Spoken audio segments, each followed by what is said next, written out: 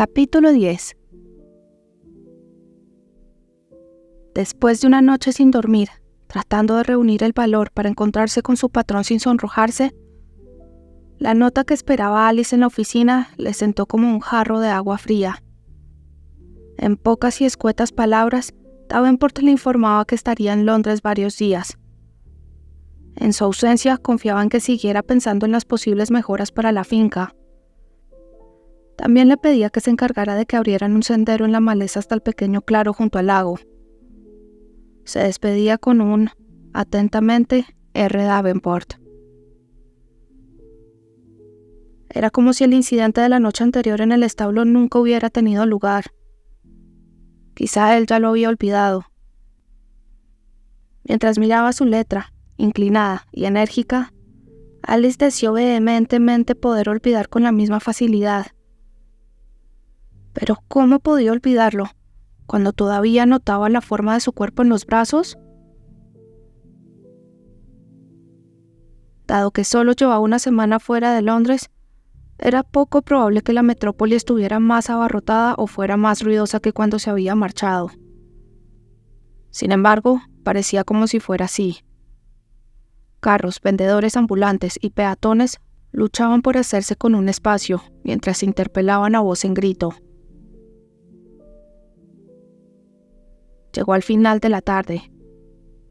Después de pasar por su piso para cambiarse, salió de nuevo para encargarse de sus asuntos. Reggie había ganado 500 libras a George Blakeford, pero su rival no tenía dinero en metálico y le había dado un pagaré. Con todo lo que quería hacer en Strickland, a Reggie le vendría muy bien el dinero. Blakeford debía de estar en White's a aquella hora. También estaba pendiente la cuestión del amante de Blakeford, cuyos favores Reggie había obtenido la misma noche. Si se hubiera sentido atraído por la muy accesible Stella, Reggie habría ido tras ella abiertamente. Pero no le interesaba, y sentía una extraña sensación de culpa por haber sucumbido, sin más, a los encantos de aquella ramera. Blakeford era muy posesivo con sus mujeres, y Reggie prefería no buscarse problemas sin una buena razón. Ya tenía suficientes enemigos para crearse más innecesariamente. Blakeford se encontraba en su sitio habitual en White's, causando estragos en una botella de Oporto, así que Reggie se le acercó. ¿Le importa si me uno a usted? Blakeford hizo un gesto de asentimiento sin mucho entusiasmo, aunque sin mostrarse excesivamente molesto por la compañía. Al parecer, Stella había tenido el buen sentido de no pasarle a su protector sus infidelidades por la cara. Reggie se sentó frente a él y pidió más vino. Aunque se movían en los mismos círculos, no eran realmente amigos. Blakeford era alto y corpulento, con una cara cuyo color era un homenaje al Oporto. Boxeaba bien y jugaba mucho. Parecía un hombre típico de la ciudad, pero Reggie siempre había percibido un lado oscuro y desagradable en él, y prefería guardar las distancias. Por desgracia, las circunstancias hacían que no fuera posible evitar un cierto grado de relación social. Reggie cruzó las largas piernas cómodamente y dijo: «He estado fuera de la ciudad unos días y acabo de volver. ¿Le iría bien?» Dejó la pregunta flotando en el aire. Blakeford asintió. «La diosa Fortuna ha venido a verme. ¿Llevo el pagar encima?» Reggie sacó el papel y lo cambió por un puñado de billetes. El humor de Blakeford mejoró cuando desafió a Reggie a jugarse 50 libras a cara o cruz, y ganó. A Reggie no le importaba. Lanzar monedas era una manera tonta de apostar, pero 50 libras no era un precio excesivo para comprar una buena voluntad. Con abundante buen ánimo, pidieron otra botella de Oporto, mientras Blakeford desgranaba las noticias de la semana anterior. Reggie reprimió cuidadosamente cualquier señal de aburrimiento. Cuando Blakeford destapaba la tercera botella, comentó: Nunca había tenido ocasión de mencionarlo, pero sentí que el conde de Wargrave lo excluyera de su testamento. Debe de ser un infierno ver que un advenedizo disfruta de lo que debería haber sido suyo. Reggie se encogió de hombros. Aquello era ya un asunto viejo. Solo era un sobrino, y siempre supe que podía ser desbancado. Se lo toma más filosóficamente que yo, dijo Blakeford con una mueca y cara agria. Desde hace 12 años soy el presunto heredero de Turweston. No le desearía esa incertidumbre a nadie. Reggie ahogó un silbido de sorpresa. ¿Es el heredero de Turweston? Vaya, eso sí que es un premio. Hurgó en su memoria en busca de información sobre el duque, pero con escaso éxito. Turweston era un viudo de cierta edad que vivía en el norte de Inglaterra y raramente iba a Londres.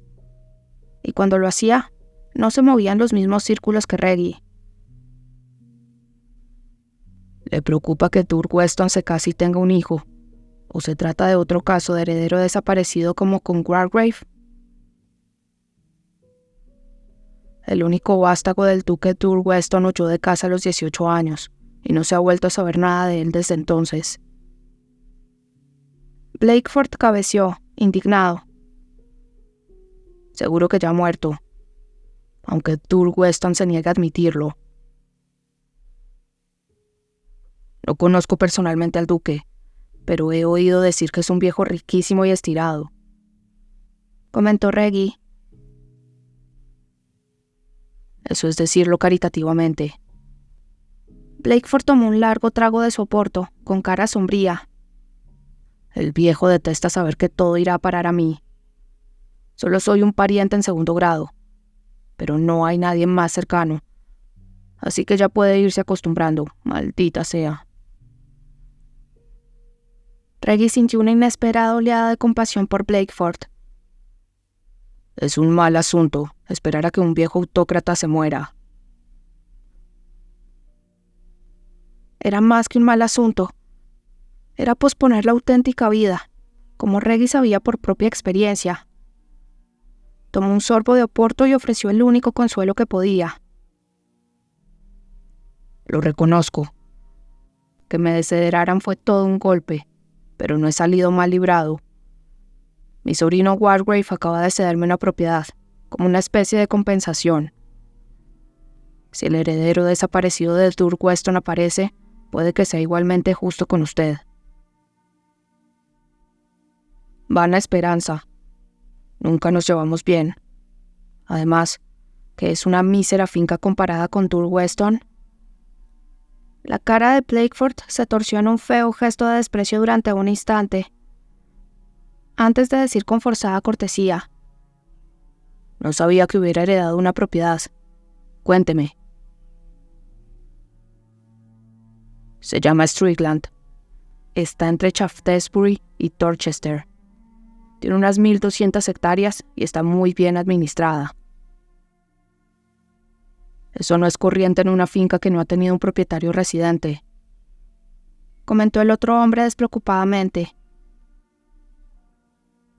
Strickland ha sido favorecida con un administrador de primera clase, dijo Reggie mientras se le escapaba una sonrisa. Es una mujer, y una mujer imponente. Una reformadora con ojos disparejos que es casi tan alta como yo. No me diga. Blakeford se disponía a servirse más oporto, pero la mano quedó detenida en el aire. ¿Qué quiere decir con ojos disparejos? Uno es castaño y el otro gris, replicó Reggie. Muy llamativos. Una vez conocí una mujer con ojos así, dijo Blakeford lentamente. ¿Cómo se llama? Alice Weston.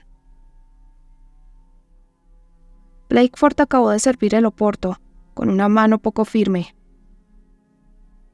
La que yo conocía se llamaba Annie. baja y oronda, y descarada. No me la puedo imaginar como administradora, pero tenía otros talentos, añadió guiñando un ojo. Había algo extraño en la actitud de Blakeford, pero Reggie no hizo mucho caso. Era probable que el otro hubiera estado tan obsesionado con su Annie como lo estaba ahora con su Stella. Algunos hombres eran débiles en ese sentido. Sus pensamientos se vieron interrumpidos por una voz reconocida. «Reggie, ¿cuándo has vuelto?» La atractiva cara de Julian Markham resplandecía de placer mientras se aproximaba. Mientras Reggie se levantaba y le tendía la mano con una sonrisa, Julian comentó: ¿Has cenado? ¿No? Entonces ven y explícame qué te hizo dejar Londres tan de repente. Volviéndose añadió: ¿Quiere acompañarnos, Blakeford? Blakeford se puso en pie mientras negaba con la cabeza.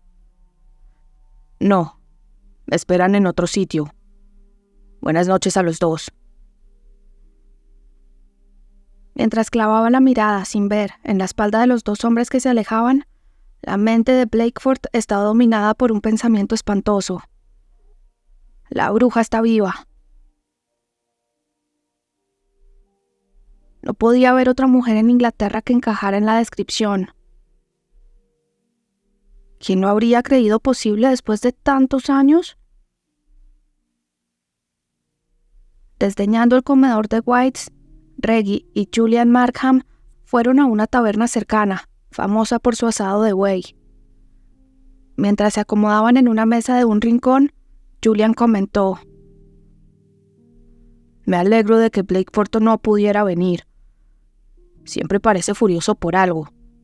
Hace que sea muy difícil relajarse. Después de arrancar su apreciativa mirada del redondo trasero de la camarera que había tomado nota de su pedido, Reggie dijo: Estoy de acuerdo contigo, pero ahora comprendo por qué actúa como un oso con dolor de oídos. Debe de ser un condenado fastidio preguntarse si el heredero desaparecido del duque de Turweston se presentará de repente para dejarlo sin herencia. Eso de por sí es bastante malo, reconoció Julian. Pero sospecho que lo empeora es que el heredero sea una mujer. Dios santo. ¿Estás de broma? ¿Desde cuándo una mujer puede ser duquesa por derecho propio? Incluso en las baronías es raro, dijo Reggie sorprendido e intrigado. Julian arrugó el entrecejo, pensando: Tengo una tía abuela a la que le encanta escribir sobre esas cosas. Según recuerdo, el caso era similar al de Marlborough. El título se concedió originalmente a un héroe militar que no tenía hijos vivos. No obstante, tenía hijas. Así que la patente de nobleza especificaba que el título podía pasar a través de la hija mayor. En el caso de Turweston hay un aspecto añadido. El duque titular tiene la opción de dejar el título al heredero masculino más cercano, si no quiere que la hija herede. De todos modos, aun cuando viva la heredera desaparecida, estoy seguro de que Turweston pasará por delante de ella, así que Blakeford se preocupa innecesariamente. Qué extraño.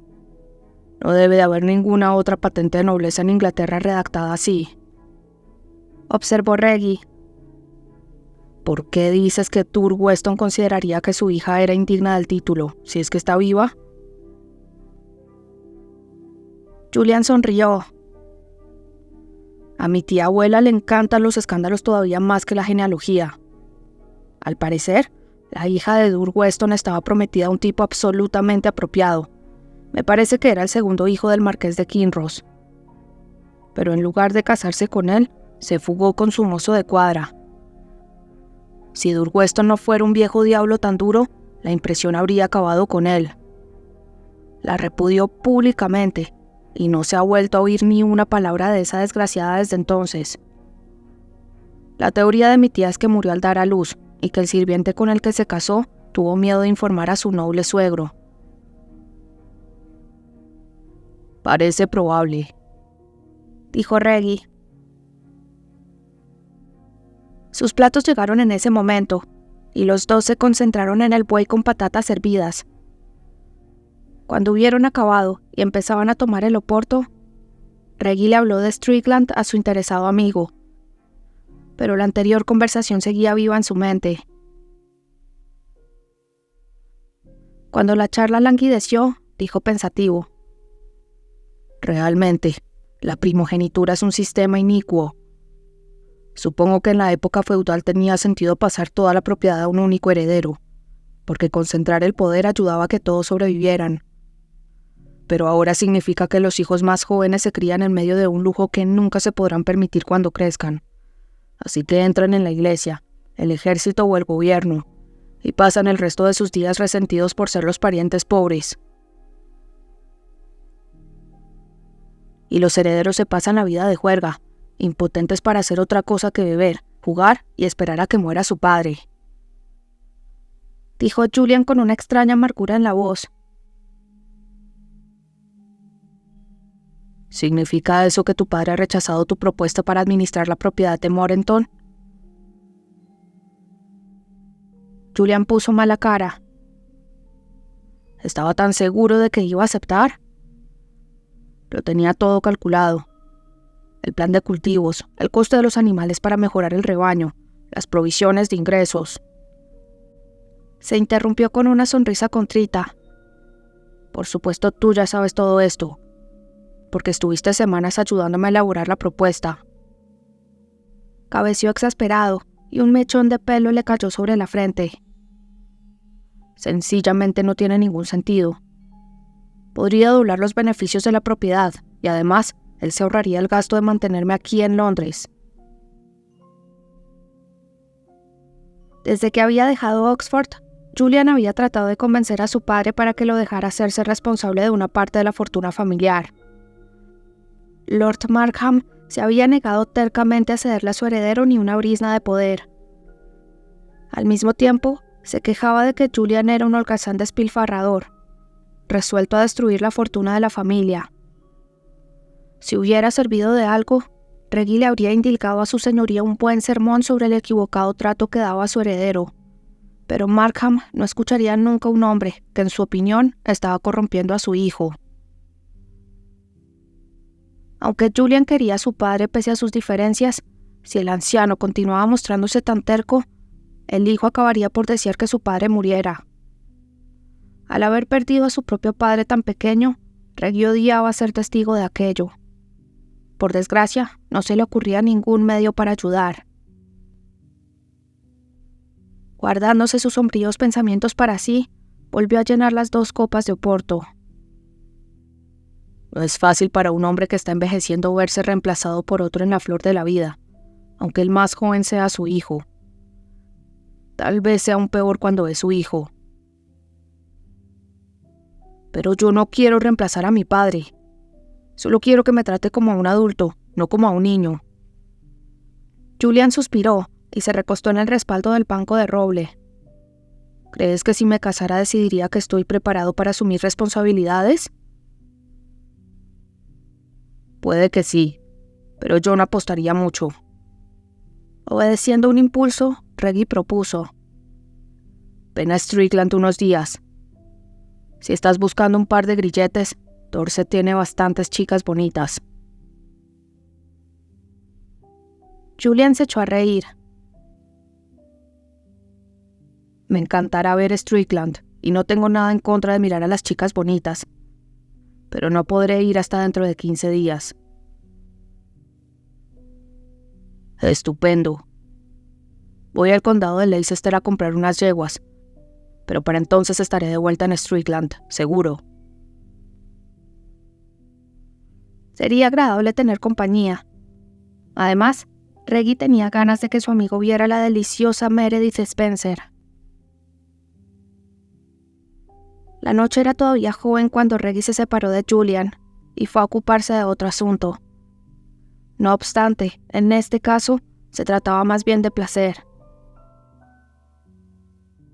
El musculoso expugil que abrió la puerta de la discreta casa a las afueras de Mayfair Lo recibió con una amplia sonrisa. Me alegra verlo, señor Davenport. Ha pasado mucho tiempo. Es verdad, reconoció Reggie tendiéndole el sombrero. ¿Quieres comprobar si la señora Chester puede verme? No es necesario preguntar. Suba usted mismo, ya conoce el camino. Sí, ciertamente conocía el camino. Mientras se dirigía a la escalera, pasó por delante del salón, que tenía la puerta abierta. A aquella hora temprana había más mujeres que hombres admirándolas. Con sus batas de colores vivos y corte revelador, las chicas parecían habitantes de un aviario exótico. Varias lo saludaron y le hicieron gestos para que se acercara, mientras los hombres alzaban la cara, celosos, para ver quién causaba aquel revuelo. Una pelirroja descarada se acercó a la puerta, se apoyó en la jamba y dijo con voz arrulladora: «Sabía que sería una buena noche. Has venido a verme, ¿no es así, Reg?» Reggie se rió y le dio una palmadita en el trasero respingón. Lo siento, Nan. He venido a ver a Chessie. Ella hizo un atractivo mohín. «Algunas chicas tienen mucha suerte», dijo, y su voz flotó detrás de él mientras subía la escalera. Cuando llamó a la puerta, la voz ronca de Chessie lo invitó a entrar. Cuando se habían conocido, tenía un acento del East End casi ininteligible, pero ahora hablaba el inglés tan correctamente como cualquier dama de buena cuna.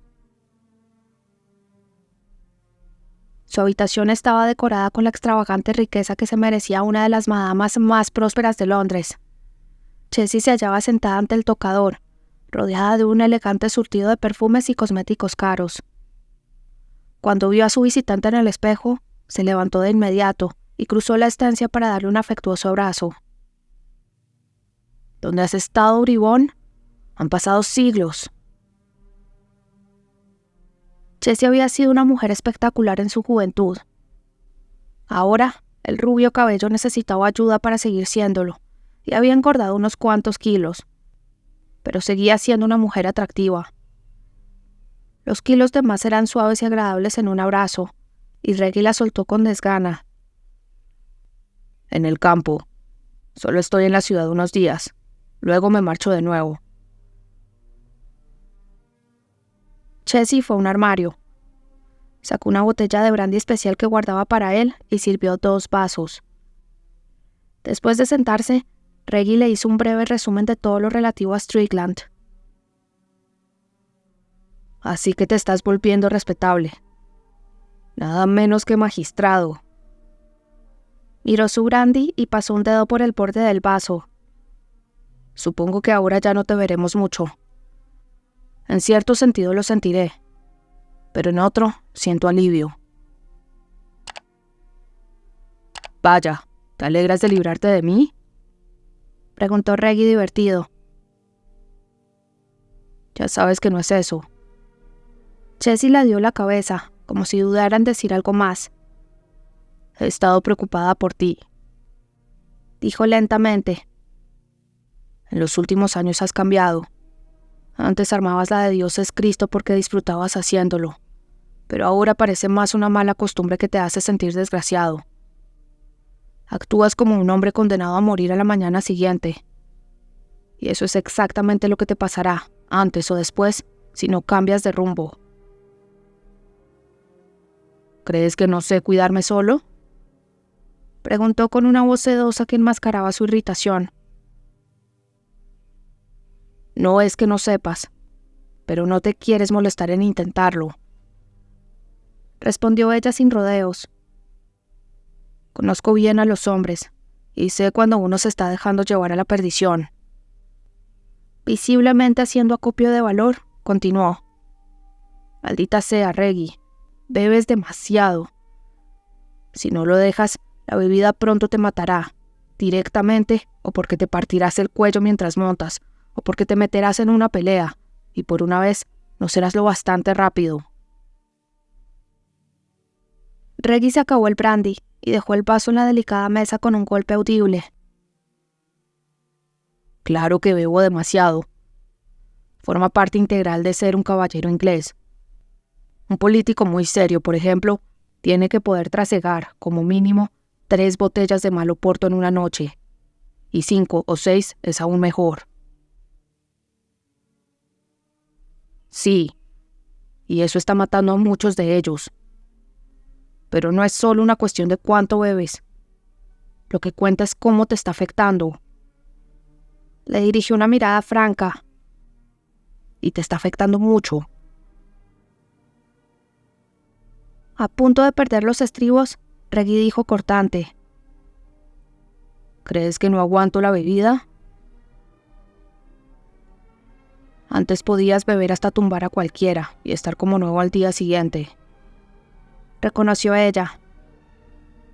Pero en los 2 últimos años, creo que es el alcohol el que manda. Lo miró muy seria, deseando que escuchara lo que le decía. Como te he dicho, he conocido a muchos hombres. Él la cortó, brusco. Varios regimientos, por lo menos. Jessie se sonrojó, pero se negó a dejarlo pasar. ¿Te acuerdas de cuando nos conocimos? Claro que sí. Un grupo de borrachos resueltos a violar a una mujer no es algo que se olvide fácilmente. Había sido en Ranelagh, poco después de que hubieran cerrado definitivamente el parque de atracciones. Jessie era muy joven y muy nueva en el oficio. Estaba aterrorizada y chillaba pidiendo ayuda, y él era el único hombre en los alrededores que había considerado oportuno ayudar a una prostituta. Su gesto caballeroso se había visto recompensado con la nariz rota, pero había sufrido menos daños que cualquiera de los otros hombres que habían atacado a Jessie. Fue una de sus mejores peleas, aunque le estuviera mal decirlo. Había ganado porque él estaba sobrio, y ellos no. Incómodo, apartó a un lado ese último pensamiento y añadió agresivamente. ¿Y eso qué tiene que ver? Reggie, creo que me salvaste la vida aquella noche. Ahora quiero devolverte el favor. Abrió las manos expresivamente. Sí, lo sé. Casi todo el mundo bebe demasiado.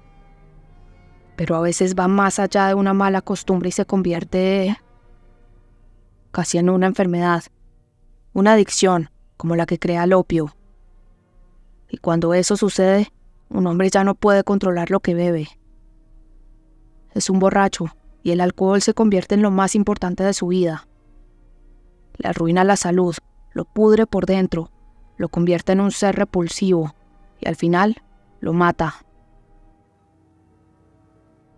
Vaya cuadro que me estás pintando, dijo con un autocontrol teñido de acidez. Sin embargo, te aseguro que no soy adicto a ninguna clase de licor. Puedo dejarlo cuando quiera. ¿Lo has intentado?, preguntó ella con mirada grave. Desafiante, él cogió la botella de brandy y se sirvió 3 dedos. Nunca he tenido razón para hacerlo. Jessie suspiró. Sabía que él no se mostraría receptivo a la idea de que era un borracho. Nunca había conocido a ningún hombre, ni a ninguna mujer, si fuera por eso, que aceptara ese hecho. Pero tenía que intentarlo. Ella y Reggie habían vivido juntos varios años después de la noche en que él la rescató, y siempre habían compartido algo más que los simples negocios. A ella le había resultado doloroso ver cómo cambiaba en aquellos últimos años. Siempre había tenido el genio vivo, pero en el pasado las nubes desaparecían rápidamente, y su buen talante natural reaparecía. Ahora parecía casi siempre deprimido o furioso, más inclinado a usar su lengua viperina de forma cáustica. Su comentario sobre que ella había conocido regimientos de hombres era un ejemplo. El Reggie de antes jamás hubiera sido desagradable con sus amigos. Jessie conocía bien a los hombres, lo bastante bien para saber que no tenía sentido decir nada más. ¿Tenías alguna otra razón para pasar por aquí, además de recibir una regañina? Él sonrió débilmente. Sacó un papel doblado del interior de la chaqueta y se lo entregó. Ella lo abrió y luego enarcó las cejas, interrogadora. ¿Por qué me das nuestro acuerdo? Reggie se recostó en el sofá y tomó un sorbo de brandy. Es hora de que el negocio sea todo tuyo. Haces la mayor parte del trabajo y Martin hace el resto.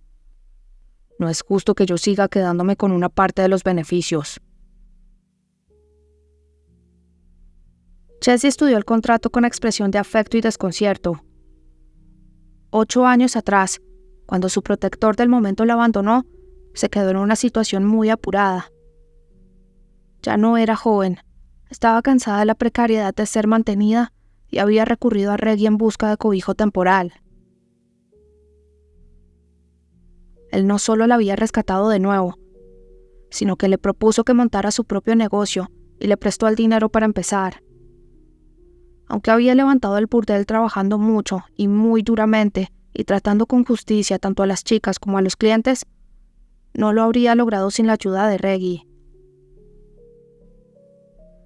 Se levantó y fue hasta el sofá para darle un fuerte beso. Eres todo un caballero, Reg. Una cuarta parte de este negocio vale mucho. No hay muchos que lo darían a cambio de nada. Él se encogió de hombros con despreocupación.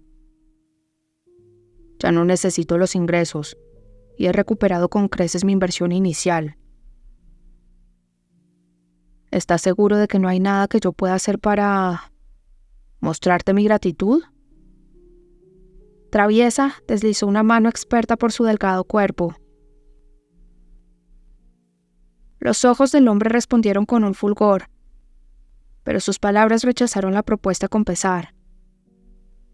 No creo que a Martin le gustara. No, supongo que no, dijo ella con el mismo pesar. Martin era el antiguo boxeador que recibía a los clientes, mantenía el orden, supervisaba la cocina y la bodega y ayudaba, en general, a llevar el negocio.